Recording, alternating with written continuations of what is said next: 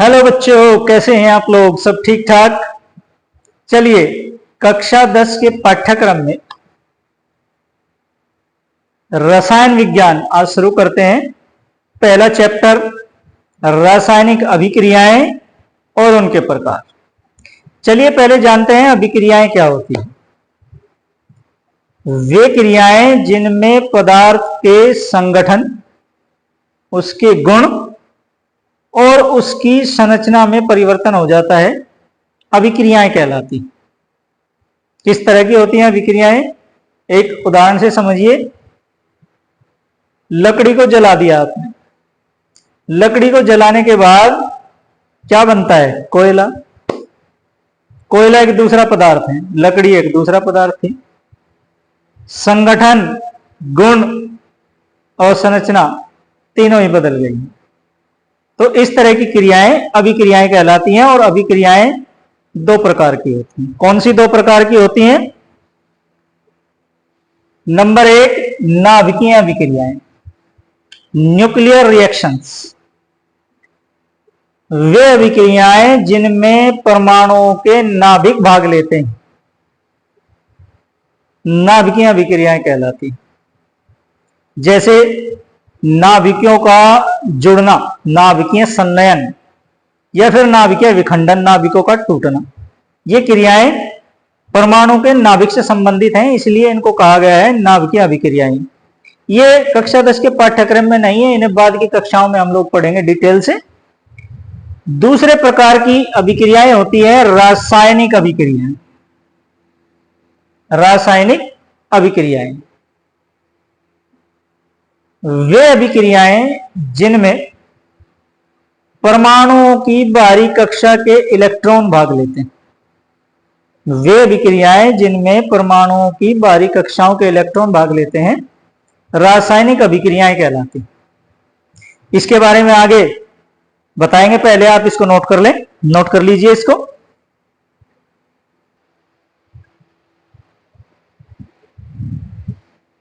वे अभिक्रियाएं जिनमें परमाणुओं के बाहरी इलेक्ट्रॉन भाग लेते हैं, रासायनिक अभिक्रियाएं कहलाती हैं। या दूसरे तरह से हम ये कह सकते हैं कि वे अभिक्रियाएं जिनमें दो या दो से अधिक पदार्थ मिलकर एक या एक से अधिक नए पदार्थों का निर्माण करते हैं, वे अभिक्रियाएं रासायनिक अभिक्रियाएं कहलाती।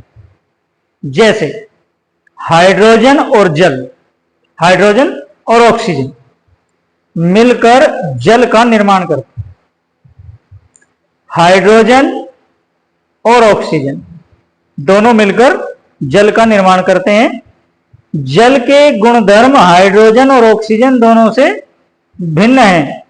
कोई गुण नहीं मिलता, ना हाइड्रोजन से मिलता है ना ऑक्सीजन से मिलता है। तो इसका मतलब नए पदार्थ का निर्माण हो गया है। तो ये क्रिया क्या है? रासायनिक अभिक्रिया है। दूसरे उदाहरण में जिंक सल्फ्यूरिक अम्ल के साथ अभिक्रिया करके जिंक सल्फेट का विलयन और हाइड्रोजन गैस बनाता है। जिंक सल्फ्यूरिक अम्ल यानी H2SO4 के साथ क्रिया करके जिंक सल्फेट का विलयन और हाइड्रोजन गैस बनाता है। हाइड्रोजन गैस और जिंक सल्फेट का विलयन, इन दोनों के ही गुण इनसे अलग अलग हैं, इनसे भिन्न हैं। इसका मतलब दो नए पदार्थों का निर्माण हो गया है। तो ये एक रासायनिक अभिक्रिया है। क्लियर बच्चों? इसे आप नोट कर लें, पहले नोट कर लीजिए इसको।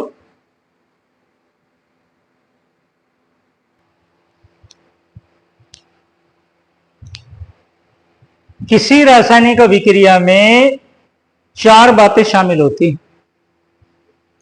अवस्था परिवर्तन। पहला, अवस्था परिवर्तन। जब कोई रासायनिक अभिक्रिया होती है तो अवस्था में परिवर्तन हो सकता है। जैसे जल जब जमता है तो बर्फ बन जाता है, द्रव अवस्था से ठोस अवस्था में परिवर्तित हो जाता है। रंग में परिवर्तन। रासायनिक अभिक्रिया के दौरान पदार्थ के रंग में भी परिवर्तन हो जाता है। लकड़ी को जलाएंगे तो कोयले का निर्माण होता है और कोयले का रंग काला होता है। ताप में परिवर्तन। रासायनिक अभिक्रिया के दौरान ताप में भी परिवर्तन हो जाता है। गैसों का उत्सर्जन, जब कोई रासायनिक अभिक्रिया होती है तो अभिक्रिया के दौरान कुछ गैसों का भी उत्सर्जन होता है। इसका सबसे आसान उदाहरण अभी मैंने लकड़ी के जलने का दिया था। जब लकड़ी को जलाया जाता है तो कार्बन डाइऑक्साइड गैस का उत्सर्जन होता है। क्लियर बच्चों? हमारे दैनिक जीवन में होने वाली कुछ रासायनिक अभिक्रियाएं जिन्हें आप डेली अनुभव करते हैं, भोजन का पाचन, ये एक रासायनिक अभिक्रिया है। भोजन के पाचन में नए पदार्थों का निर्माण होता है जो हमारे शरीर को ऊर्जा देते हैं।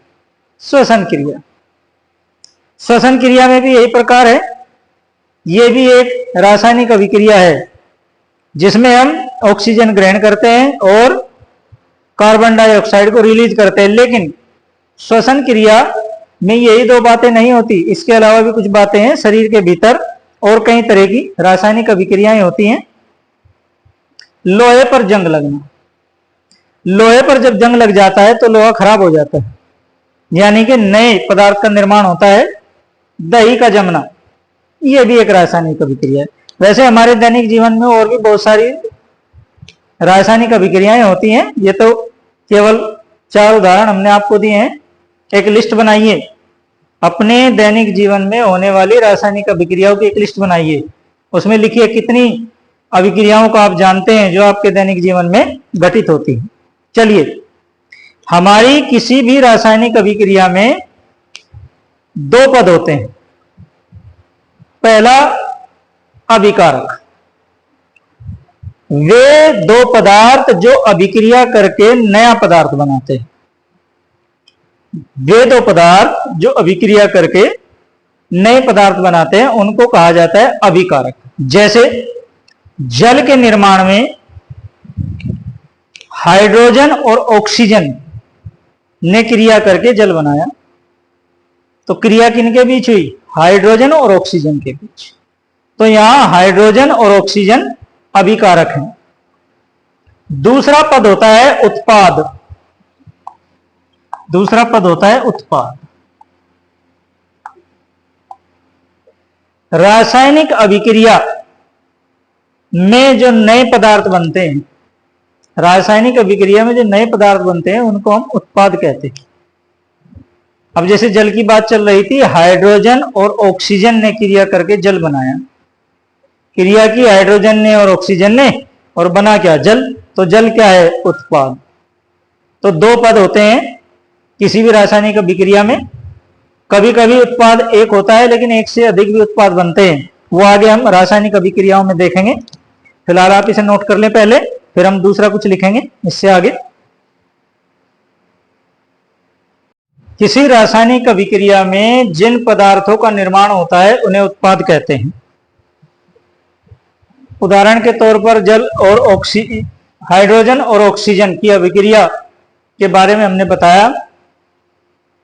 इनकी अभिक्रिया से जल का निर्माण होता है, तो निर्माण जल का हुआ तो जल हुआ उत्पाद, और हाइड्रोजन और ऑक्सीजन हुए अभिकारक। इस तरह हम इसको दिखा सकते हैं। एक रासायनिक अभिक्रिया, हाइड्रोजन प्लस ऑक्सीजन बराबर जल। यहां हाइड्रोजन और ऑक्सीजन दोनों क्या है? अभिकारक, और जल उत्पाद। इन दोनों की क्रिया से जल बनता है बच्चों। तो अभिकारक और उत्पाद। क्लियर? बात समझ आ गई? चलिए, किसी भी रासायनिक अभिक्रिया को कैसे निरूपित करेंगे, कैसे रिप्रेजेंट करेंगे, कैसे हम रासायनिक अभिक्रिया को लिखेंगे, इसके बारे में जान लेते हैं। रासायनिक अभिक्रियाओं को लिखने के 2 तरीके हैं। या तो हम शब्दों के द्वारा लिखेंगे या फिर प्रतीकों तथा सूत्रों के द्वारा लिखेंगे। शब्दों के द्वारा लिख सकते हैं या फिर सूत्रों और प्रतीकों के रूप में लिख सकते हैं। शब्दों के रूप में अगर हम लिखेंगे तो हमें लिखने के लिए बहुत ज्यादा जगह चाहिए, बड़ा स्थान चाहिए। और दूसरा, इसकी कमी यह भी है कि जब शब्दों के रूप में हम किसी भी रासायनिक अभिक्रिया को लिखते हैं तो उसमें कितने परमाणुओं ने भाग लिया यह दर्शाना बड़ा मुश्किल हो जाता है। तो बेस्ट तरीका तो यही है कि प्रतीकों तथा सूत्रों के रूप में उसको लिखा जाए। पहले आप इसको नोट कर लें, आगे बताते हैं।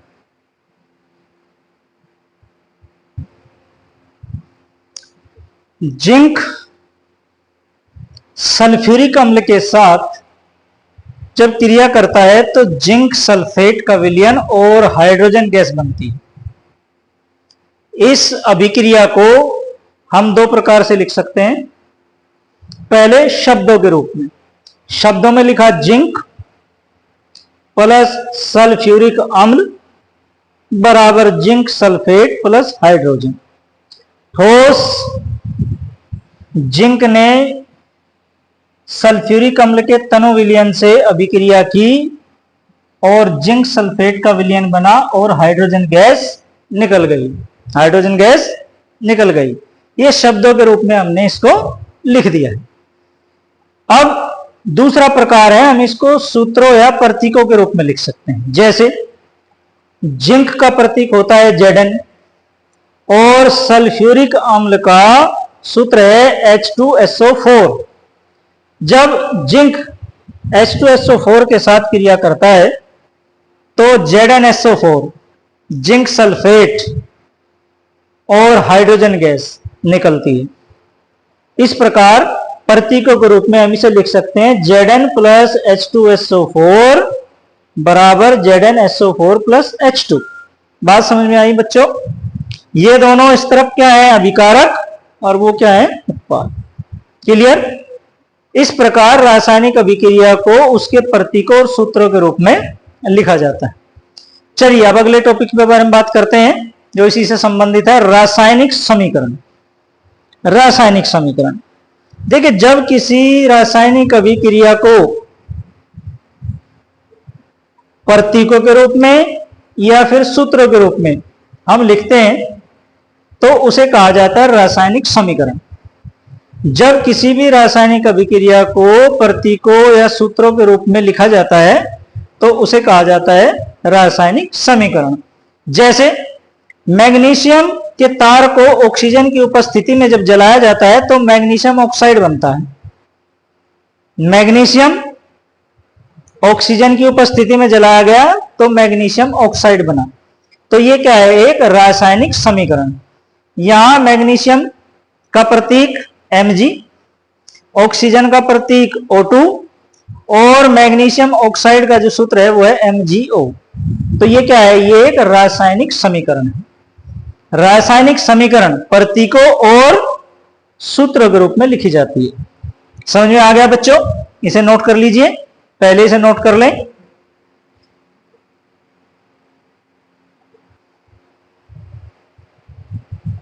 किसी रासायनिक समीकरण को जब प्रतीकों के रूप में लिखते हैं तो उस समीकरण में भाग लेने वाले तत्व या यौगिकों की भौतिक अवस्थाएं भी उनके साथ लिखी जाती।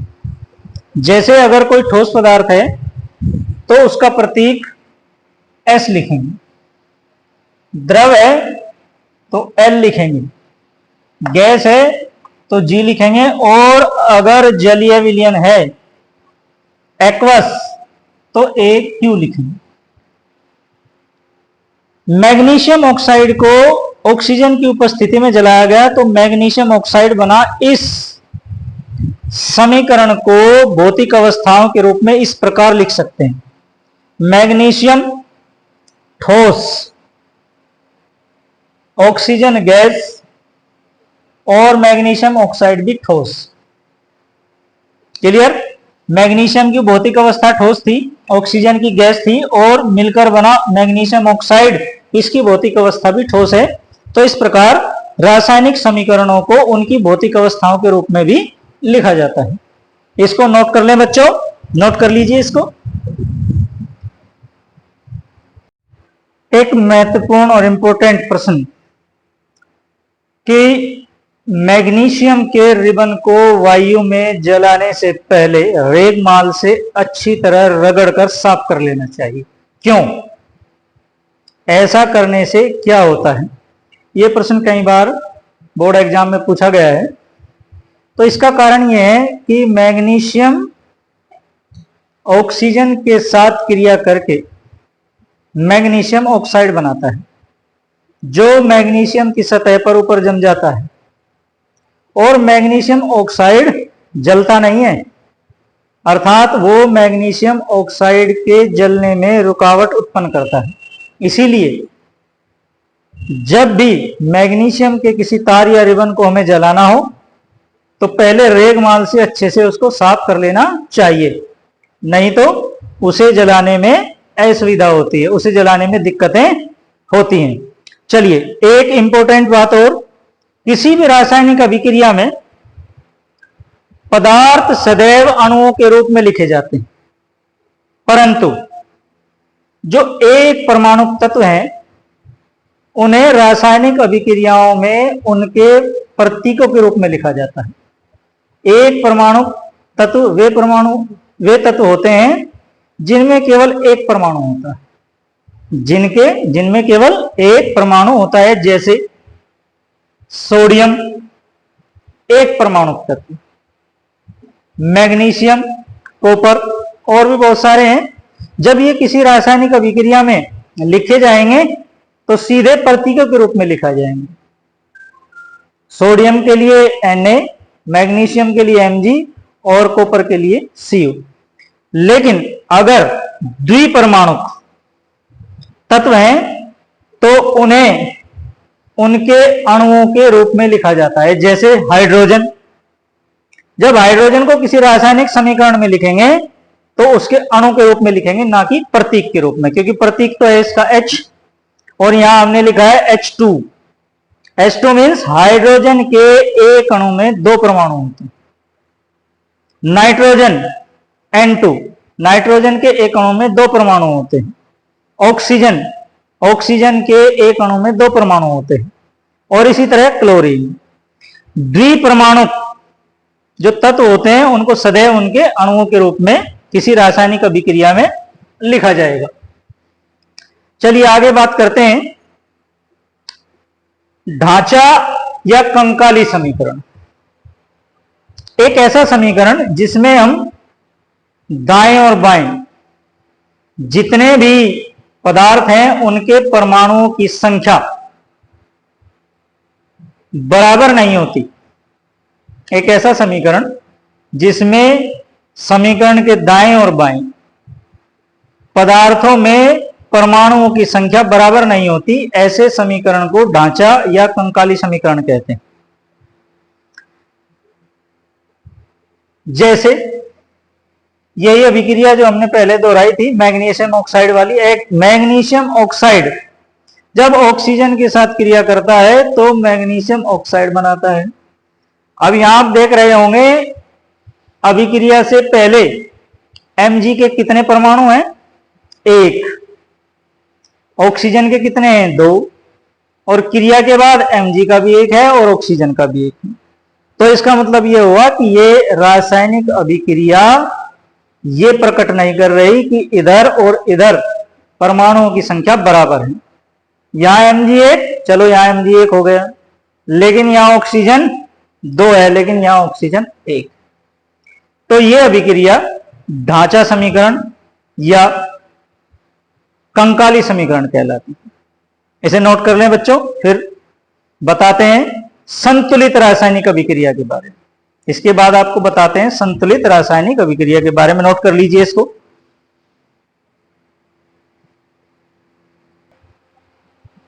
संतुलित रासायनिक समीकरण बच्चों बहुत इंपॉर्टेंट टॉपिक है। बोर्ड में इससे एक प्रश्न जरूर आता है, आप लिख के रख लीजिए।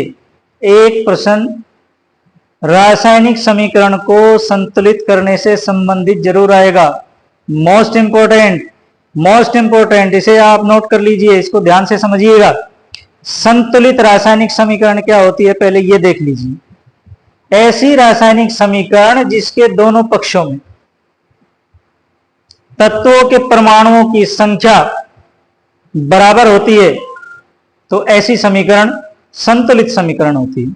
इससे पहले आपने ढांचा समीकरण देखी, उसमें दोनों पक्षों में तत्वों या यौगिकों के परमाणुओं की संख्या बराबर नहीं थी, तो वो कैसी थी? ढांचा समीकरण। लेकिन अगर बराबर हो जाए तो ऐसी समीकरण होती है संतुलित रासायनिक समीकरण। जैसे ये एक समीकरण हमने यहां लिखी है, जब हाइड्रोजन क्लोरीन के साथ क्रिया करता है तो हाइड्रोक्लोरिक अम्ल बनता है। यहां हाइड्रोजन के कितने परमाणु? दो। 2 परमाणु, और क्लोरीन के भी 2 परमाणु। क्रिया होने के बाद हाइड्रोजन के कितने परमाणु? 2, और क्लोरीन के वो भी 2, क्योंकि ये जो 2 से यहां गुना की गई है इसका मतलब HCl, 2 हाइड्रोजन 2 क्लोरीन। क्लियर बच्चों, समझ आ गया? चलिए रासायनिक अभिक्रिया को संतुलित कैसे करेंगे अब ये सीख लेते हैं। ये बहुत जरूरी है, बहुत इंपॉर्टेंट। किसी भी रासायनिक अभिक्रिया को संतुलित करने के लिए हमें उसके दोनों पक्षों के परमाणुओं की संख्या बराबर करनी होती है। दोनों पक्षों में प्रत्येक तत्व या यौगिक में जितने परमाणु हैं उनकी संख्या को बराबर करना होता है। देखिए एक सबसे आसान सा उदाहरण जिसको हम कई बार इस चैप्टर में रिपीट कर चुके हैं, मैग्नीशियम और ऑक्सीजन की अभिक्रिया। मैग्नीशियम ऑक्सीजन और क्रिया करके बनता है magnesium oxide. Magnesium oxide, magnesium एक परमाणु तत्व है इसीलिए हमने इसे इसके प्रतीक के रूप में लिखा है, और ऑक्सीजन द्विपरमाणु है इसीलिए इसे हमने इसके अणु के रूप में लिखा। यानी मैग्नीशियम के साथ ऑक्सीजन के 2 परमाणु या ऑक्सीजन का एक अणु क्रिया करता है तो बनता है MgO, मैग्नीशियम ऑक्साइड। अभिक्रिया से पहले देखें Mg के कितने परमाणु हैं? एक ही है भाई। ऑक्सीजन के कितने हैं? अरे ऑक्सीजन के तो 2 हैं। चलिए अब अभिक्रिया के बाद चलते हैं। अभिक्रिया के बाद ऑक्सीजन का 1 परमाणु और मैग्नीशियम का भी 1 परमाणु। ये तो गड़बड़ हो गई, इधर ऑक्सीजन के 2 थे और इधर 1 है। तो इसका मतलब यह है कि इस रासायनिक अभिक्रिया में अभी तक ऑक्सीजन संतुलित नहीं है, तो हमें केवल ऑक्सीजन को संतुलित करना है। इसके लिए सबसे पहले हम इस पूरी अभिक्रिया के सभी पक्षों में उपस्थित तत्वों या यौगिकों को बड़े ब्रैकेट में लिखेंगे अलग अलग। Mg को लिख लिया है, ऑक्सीजन को बड़े ब्रैकेट में लिख लिया है, और फिर MgO। ब्रैकेट में लिखने का अर्थ यह है कि अब हम ब्रैकेट के अंदर कोई परिवर्तन नहीं कर सकते। जो परिवर्तन करेंगे वो ब्रैकेट से बाहर करेंगे। क्लियर बच्चों? जो परिवर्तन करेंगे वो ब्रैकेट से बाहर करेंगे। अब असंतुलित क्या है? ऑक्सीजन। किस तरफ? दाईं तरफ। तो इसके लिए सबसे पहले हमने MgO के साथ 2 की गुना करते हैं। हमने कहा ब्रैकेट के अंदर कोई परिवर्तन नहीं होगा, तो ये 2 से जो गुना करेंगे वो ब्रैकेट से बाहर करेंगे। 2 से गुना कर दी। अब 2 से गुना करने पर आप क्या देख रहे हैं? यहां कितने हो गए? 2 से गुना इस पूरे ब्रैकेट में, इस पूरे ब्रैकेट में 2 से गुना, इस पूरे ब्रैकेट में 2 से गुना, यानी मैग्नीशियम के 2 परमाणु और ऑक्सीजन के 2 परमाणु। इस पक्ष में मैग्नीशियम के भी 2 परमाणु हो गए और ऑक्सीजन के भी 2 हो गए, लेकिन इधर तो मैग्नीशियम का 1 ही था। अब मैग्नीशियम असंतुलित हो गया है। अब मैग्नीशियम को संतुलित करेंगे। पहले आप इसे नोट कर लें, नोट कर लीजिए इसे।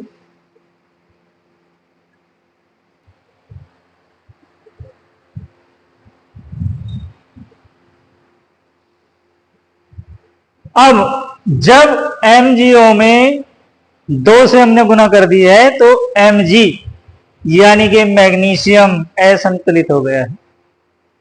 इधर तो मैग्नीशियम के परमाणु कितने हो गए हैं? 2। उस तरफ रह गया था 1, तो हमने 2 से गुना यहां Mg में भी कर दिया। अब Mg में गुना करने के बाद आप देख रहे होंगे यहां Mg के कितने परमाणु हैं? 2। बाईं ओर Mg के कितने परमाणु हैं? 2। और ऑक्सीजन के कितने हैं? वो भी 2। अब इस तरफ आए दाईं ओर, Mg के कितने परमाणु हैं? 2। और ऑक्सीजन के कितने हैं? 2। अब दोनों पक्षों में मैग्नीशियम और ऑक्सीजन के परमाणुओं की संख्या बराबर होगी।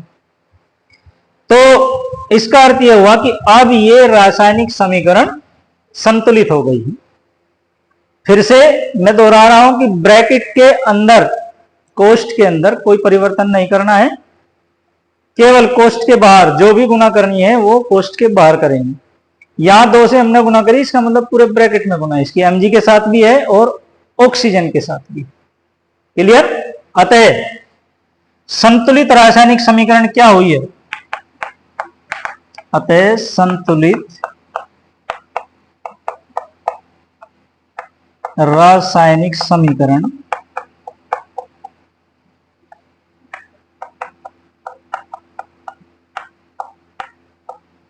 हो जाती है 2mg प्लस O2 और बराबर 2mgO।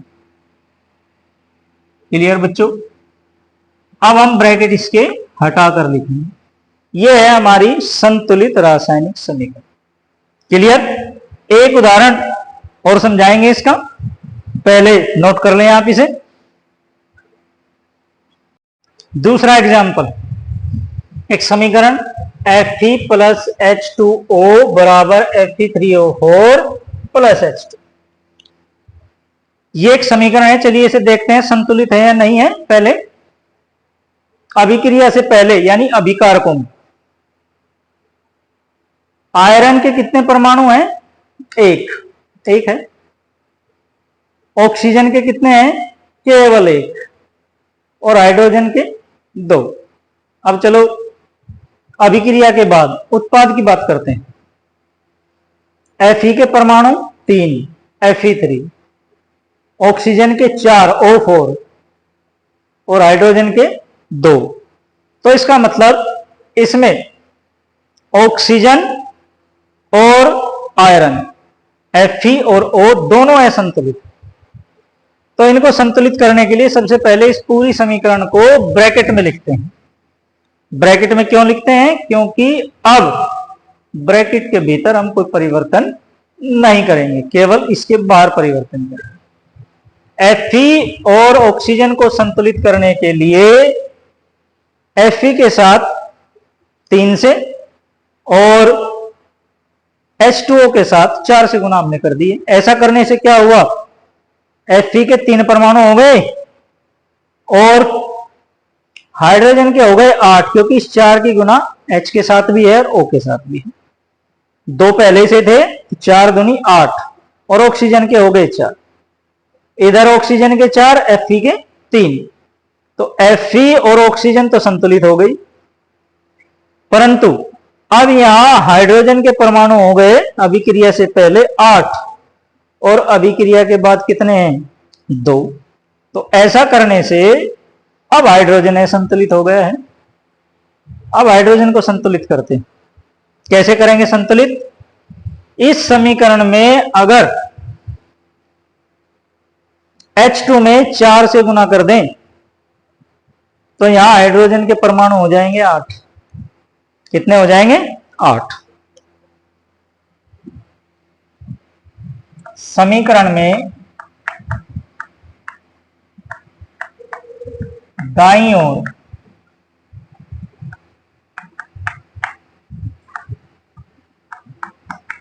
H2 में 4 से गुना करना।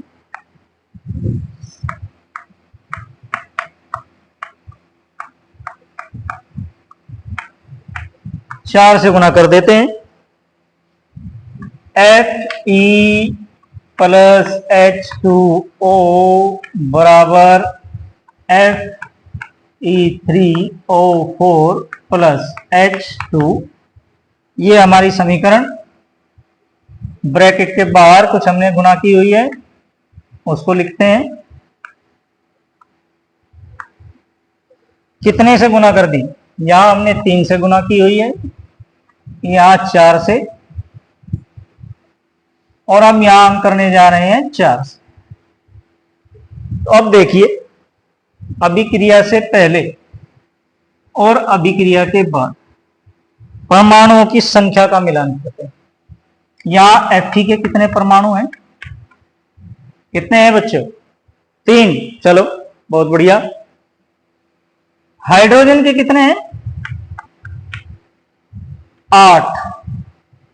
और ऑक्सीजन के 3 नहीं 4, 4 देखिए 4 से गुना हुई है तो ऑक्सीजन के कितने हुए 4। अब चलिए अभिक्रिया के बाद यानी अभिक्रिया की दाईं ओर बात करते हैं। Fe के कितने परमाणु हैं 3, ऑक्सीजन के कितने परमाणु हैं 4 और हाइड्रोजन के कितने हैं 4 से जब हमने गुना की H2 तो पहले ही से था 4 दूनी 8, 8 परमाणु हो गए। क्लियर बच्चों, कितने हुए 8। अब मिलान कर लें Fe के 3, Fe के 3, हाइड्रोजन के 8, हाइड्रोजन के 8, ऑक्सीजन के 4, ऑक्सीजन के 4, दोनों ओर जितने भी तत्व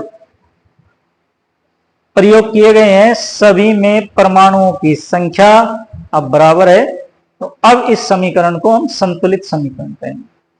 अब जब समीकरण संतुलित हो गई है तो ब्रैकेट को हम हटा देंगे, अतः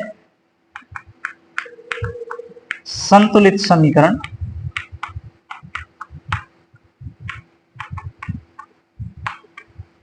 इस प्रकार होगी 3Fe 3F प्लस 4H2O बराबर Fe3O4 प्लस 4H2। ये समीकरण अब एक संतुलित रासायनिक समीकरण।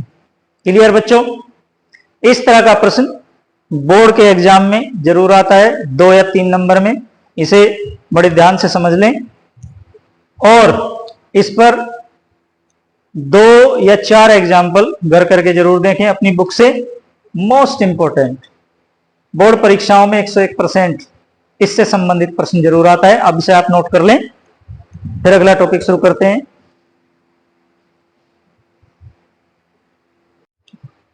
चलिए अब शुरू करते हैं रासायनिक अभिक्रियाओं के प्रकार। यह भी बहुत इंपॉर्टेंट टॉपिक है बच्चों, एक प्रश्न इसमें से भी पूछा जाता है। किसी भी प्रकार की एक रासायनिक अभिक्रिया के बारे में एक प्रश्न जरूर आता है। तो चलिए देखते हैं आपके कोर्स में कितने तरह की रासायनिक अभिक्रियाएं हैं। संयोजन या योगात्मक अभिक्रिया, वियोजन अभिक्रिया, विस्थापन अभिक्रिया, द्विविस्थापन अभिक्रिया, उपचयन तथा अपचयन अभिक्रिया और रेडॉक्स अभिक्रिया।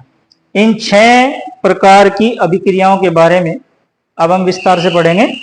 सबसे पहले शुरू करते हैं संयोजन अभिक्रियाएं।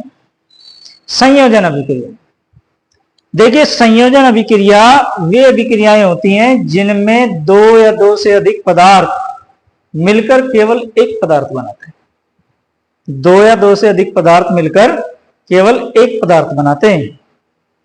अगर मान लें कि 2 पदार्थ A और B मिलकर AB बनाते हैं, सपोज करिए कि 2 पदार्थ A और B मिलकर AB बनाते हैं, तो यह अभिक्रिया संयोजन अभिक्रिया है और इसे हम संकेत के रूप में इस प्रकार लिख सकते हैं। A ने B के साथ अभिक्रिया की और बना AB, A प्लस B बराबर AB। चलिए अब इसके उदाहरण के बारे में चर्चा करते हैं। जैसे कोयले का दहन, जब कोयले को जलाया जाता है वायु की उपस्थिति में, कोयले को वायु की उपस्थिति में जब जलाया जाता है तो कार्बन डाइऑक्साइड गैस निकलती है। कोयला यानी कार्बन ने ऑक्सीजन के साथ क्रिया की और पदार्थ बनाया एक, कार्बन डाइऑक्साइड, केवल एक पदार्थ। 2 पदार्थों ने क्रिया की और पदार्थ बना केवल एक, तो ये क्या है, योगात्मक अभिक्रिया। जल का निर्माण, हाइड्रोजन और ऑक्सीजन मिलकर जल बनाते हैं। 2 पदार्थ हाइड्रोजन और ऑक्सीजन दोनों ने मिलकर क्या बनाया, केवल एक पदार्थ जल, तो ये भी क्या है, योगात्मक अभिक्रिया। इसके अलावा भी कई एग्जाम्पल हम प्रयोग कर सकते हैं। जैसे इससे पहले, चलिए पहले आप इसे नोट कर लें, उसके बाद बताते हैं। मैग्नीशियम के रिबन को जलाना, जब मैग्नीशियम के रिबन को ऑक्सीजन की उपस्थिति में जलाया जाता है तो मैग्नीशियम ऑक्साइड बनता है, मैग्नीशियम ऑक्साइड बनता है।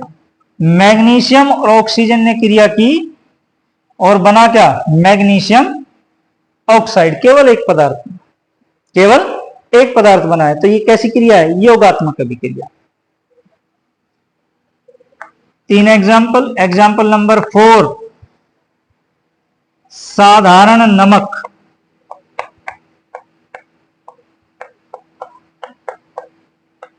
का बनना, साधारण नमक का बनना। सोडियम और क्लोरीन की अभिक्रिया से NaCl यानी कि साधारण नमक बनता है। Na+Cl2 बराबर NaCl। इसे संतुलित करते थे, 2Na + Cl2 = NaCl। क्लोरीन और सोडियम ने मिलकर एक पदार्थ बनाया है NaCl।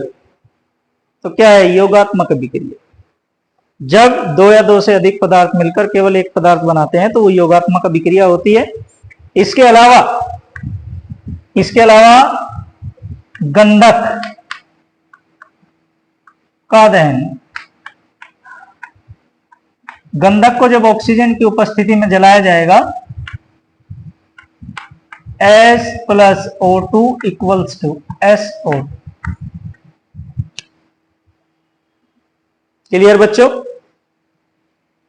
सल्फर यानी गंधक और ऑक्सीजन ने आपस में क्रिया की और बनाया केवल एक पदार्थ, सल्फर डाइऑक्साइड। तो कैसी अभिक्रिया हो गई, योगात्मक अभिक्रिया। चलिए इसे नोट कर लें आप। फिर पढ़ते हैं नंबर 2, वियोजन अभिक्रिया। नंबर 2, वियोजन अभिक्रियाएं। वियोजन अभिक्रियाएं वे अभिक्रियाएं होती हैं जिनमें एक पदार्थ 2 पदार्थों में वियोजित हो जाता है। वे अभिक्रियाएं जिनमें कोई अभिकारक टूटकर 2 या 2 से अधिक पदार्थों में वियोजित हो जाता है, वियोजन अभिक्रियाएं कहलाती हैं। अगर मान लें AB कोई अभिकारक है जिसे हमने गर्म किया और वो A और B 2 उत्पादों में टूट जाता है, तो इस समीकरण को हम इस प्रकार लिख सकते हैं, AB गर्म करने पर बन गया A और B, 2 पदार्थ। क्लियर। चलिए इसके उदाहरण समझते हैं।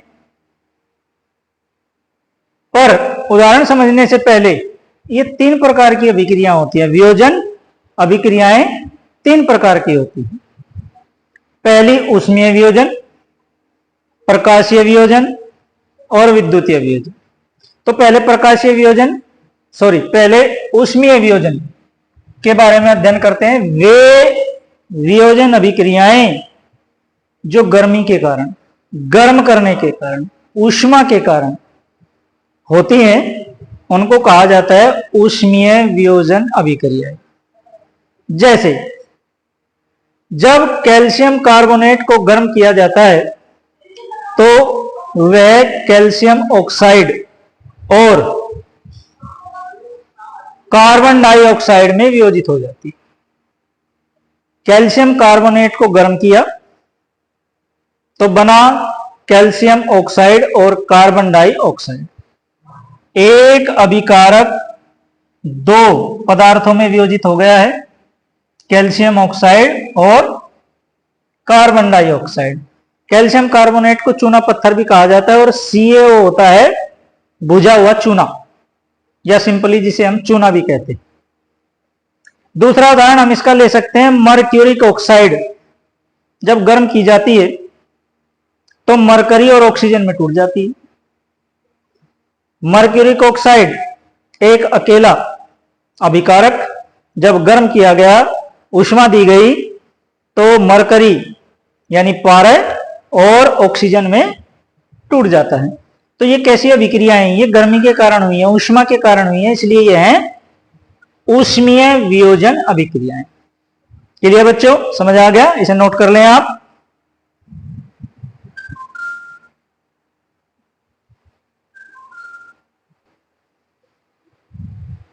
नंबर सेकंड, वैद्युत वियोजन अभिक्रियाएं। कुछ अभिक्रियाएं ऐसी भी होती हैं विद्युत धारा के कारण, यानी करंट, बिजली जब प्रवाहित कर देते हैं तो उसके कारण भी कुछ रासायनिक अभिक्रियाएं होती हैं। तो ऐसी अभिक्रियाओं को वैद्युत वियोजन अभिक्रियाएं कहते हैं। वे अभिक्रियाएं जो विद्युत धारा प्रवाहित करने के कारण होती हैं विद्युत वियोजन अभिक्रियाएं कहलाती हैं। जैसे जब जल में विद्युत धारा प्रवाहित की जाती है तो जल हाइड्रोजन और ऑक्सीजन में वियोजित हो जाता है। जब जल में विद्युत धारा प्रवाहित करते हैं तो जल हाइड्रोजन और ऑक्सीजन में वियोजित हो जाता है। क्लियर?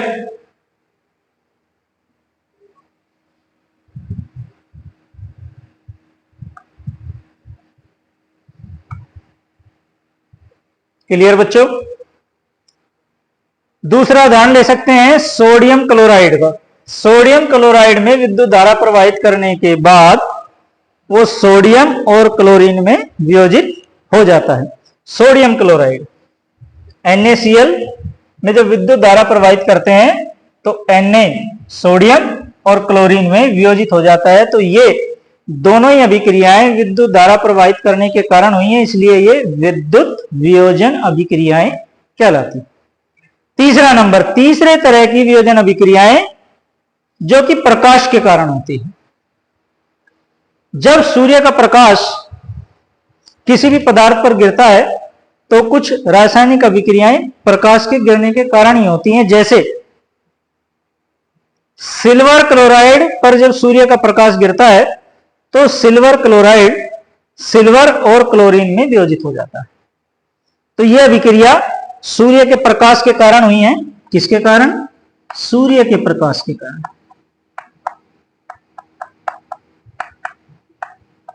तो यह अभिक्रिया हुई प्रकाशीय वियोजन अभिक्रिया। क्लियर बच्चों? इसे नोट कर लें आप, इसे नोट कर लीजिए, फिर आगे बताते हैं। वियोजन अभिक्रियाएं,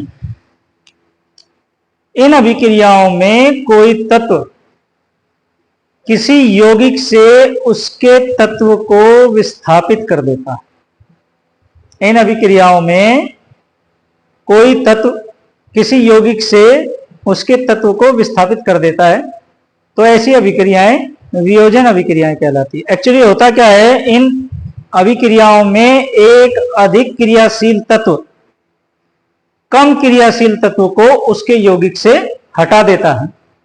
अधिक क्रियाशील तत्व कम क्रियाशील तत्व को उसके यौगिक से हटा देता है, तो ये अभिक्रिया होती है। इसे हम इस प्रकार समझ सकते हैं, जैसे मान ले AB एक यौगिक है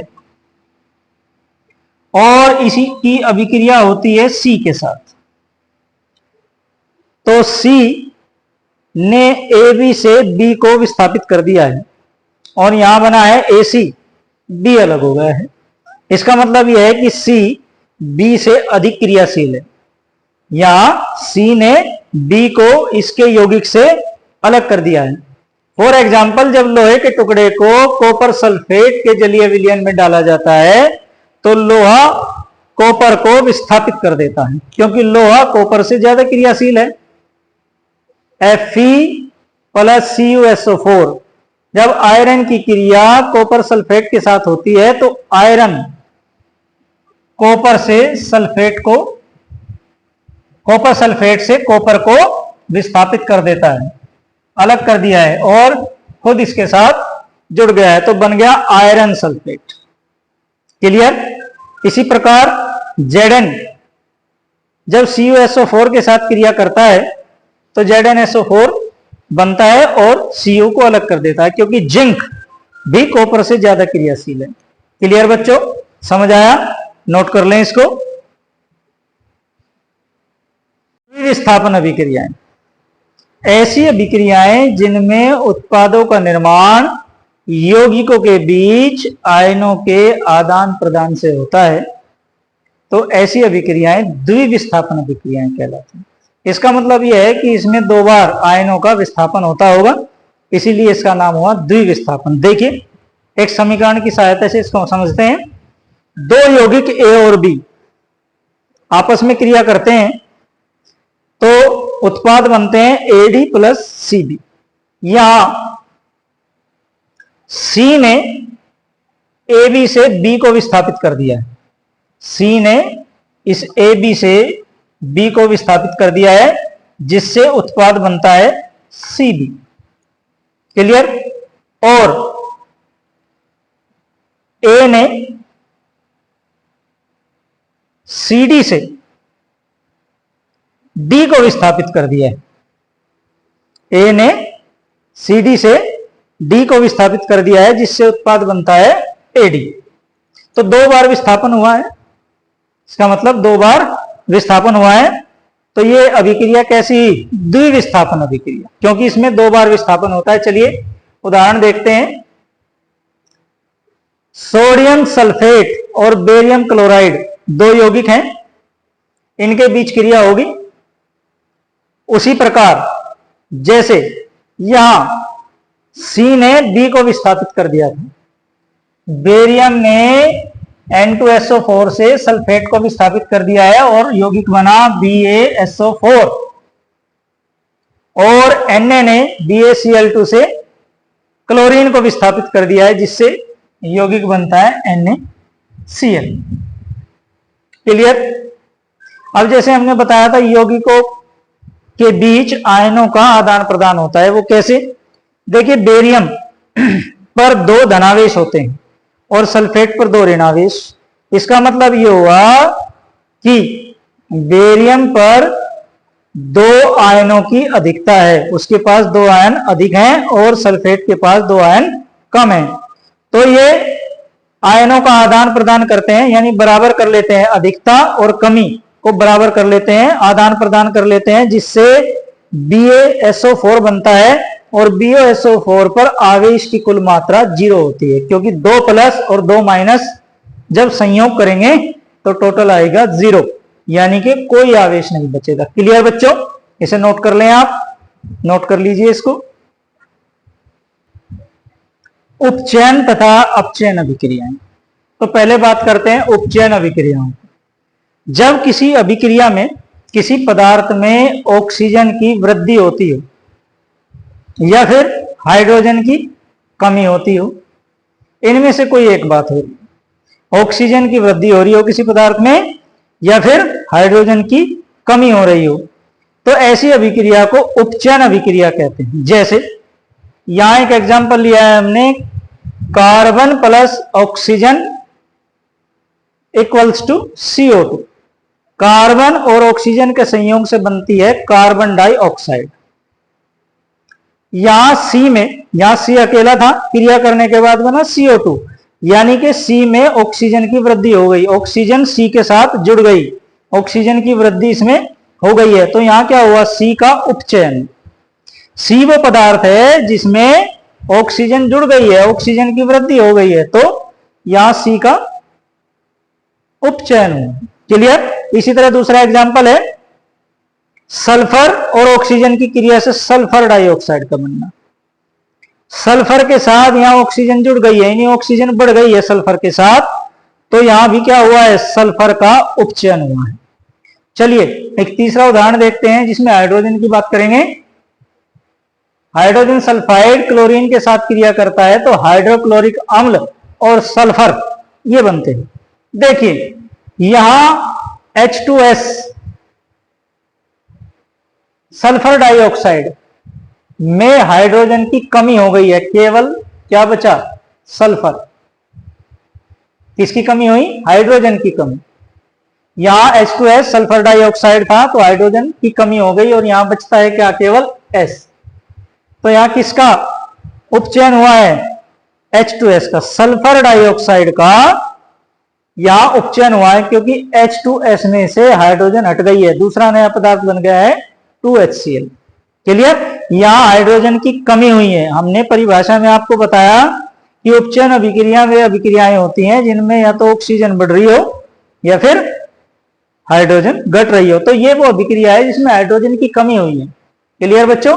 अब बात करते हैं अपचयन अभिक्रिया। अपचयन अभिक्रिया जस्ट इसकी उल्टी, वे अभिक्रियाएं जिनमें हाइड्रोजन की तो वृद्धि होती हो या ऑक्सीजन की कमी होती है, वे अभिक्रिया अपचयन अभिक्रिया कहलाती हैं। जैसे क्लोरीन और हाइड्रोजन की क्रिया से हाइड्रोक्लोरिक अम्ल बनता है। क्लोरीन और हाइड्रोजन की अभिक्रिया से हाइड्रोक्लोरिक अम्ल बनता है। तो यहां क्लोरीन के साथ हाइड्रोजन की वृद्धि हो गई तो बन गया HCl। क्लोरीन के साथ H जुड़ गया है, H बढ़ गया है, क्लोरीन के साथ हाइड्रोजन की वृद्धि हुई है। तो कैसी अभिक्रिया हुई? अपचयन अभिक्रिया। क्लियर? इसी प्रकार क्यूप्रिक ऑक्साइड जब कार्बन के साथ अभिक्रिया करती है तो कॉपर और कार्बन मोनोऑक्साइड बनती है। कार्बन मोनोऑक्साइड और कॉपर बनता है। तो यहां CuO का अपचयन हुआ है। क्यों? क्योंकि CuO से ऑक्सीजन की कमी हुई है, इससे ऑक्सीजन हट गई, केवल क्या बचा? Cu। ठीक है? परिभाषा क्या थी अपचयन अभिक्रियाओं की? या तो हाइड्रोजन बढ़ता हो या ऑक्सीजन कम होती हो। तो यहां ऑक्सीजन की कमी हो गई, CuO में ऑक्सीजन की कमी हो गई, केवल बेचारा Cu बचा। ठीक है? तो यह अभिक्रिया कैसी हुई? अपचयन अभिक्रिया। समझ में आया बच्चों? अब आप इसे नोट कर लें, नोट कर लीजिए इसे। रेडॉक्स अभिक्रियाएं, ये वो अभिक्रियाएं हैं जिसमें उपचयन और अपचयन अभिक्रियाएं दोनों साथ साथ होती हैं। उपचयन और अपचयन अभिक्रियाएं अगर साथ साथ हो रही हैं तो ऐसी अभिक्रियाओं को रेडॉक्स अभिक्रियाएं कहते हैं। वे अभिक्रियाएं जिनमें एक अभिकारक का उपचयन और दूसरे अभिकारक का अपचयन होता है तो रेडॉक्स अभिक्रियाएं होती हैं। जैसे एग्जांपल लेते हैं, cupric oxide. Cupric oxide hydrogen के साथ क्रिया करके कॉपर और जल बनाता है। कॉपर और जल बनाता है। अब देखिए इस अभिक्रिया पर नजर डालें। H2 का हो गया है H2O। H2 में ऑक्सीजन की वृद्धि हो गई, और जब किसी पदार्थ में ऑक्सीजन की वृद्धि होती है तो वो अभिक्रिया होती है उपचयन अभिक्रिया। तो यहां हाइड्रोजन का उपचयन हुआ है। दूसरी तरफ CuO में ऑक्सीजन की कमी हो गई, कॉपर रह गया खाली। CuO से ऑक्सीजन हट गई है, क्या रह गया? खाली Cu। तो यहां CuO क्यूप्रिक ऑक्साइड का अपचयन हुआ है क्योंकि इसमें ऑक्सीजन की कमी हुई है। तो उपचयन और अपचयन दोनों अभिक्रियाएं साथ साथ हो रही हैं। साथ साथ हो रही हैं तो यह अभिक्रिया कैसी हो गई? रेडॉक्स अभिक्रिया। क्लियर बच्चों? दूसरा एग्जांपल ले सकते हैं, ZnO जिंक ऑक्साइड और कार्बन की क्रिया। इसमें ZnO में ऑक्सीजन की कमी हुई है तो ये क्या हुई? अपचयन अभिक्रिया। और कार्बन में ऑक्सीजन की वृद्धि हुई है तो ये कैसी हुई? उपचयन अभिक्रिया। क्लियर बच्चों? जहां तक समझता हूं अच्छे समझ में आ गया होगा। और इसी टॉपिक के साथ ये आपका पहला चैप्टर रासायनिक अभिक्रियाएं और उनके प्रकार समाप्त हो गया है। पूरा चैप्टर फिनिश। अब आप इसे अच्छे से दोबारा रिवाइज कर लेंगे, और यदि कोई टॉपिक आपकी समझ में नहीं आता है तो आप उसे कमेंट में जरूर बताएं। अगर वीडियो आपको अच्छी लगी है तो इसे लाइक, सब्सक्राइब और शेयर जरूर करते हैं। मिलते हैं चैप्टर नंबर 2 में अगली वीडियो में। तब तक के लिए गुड बाय।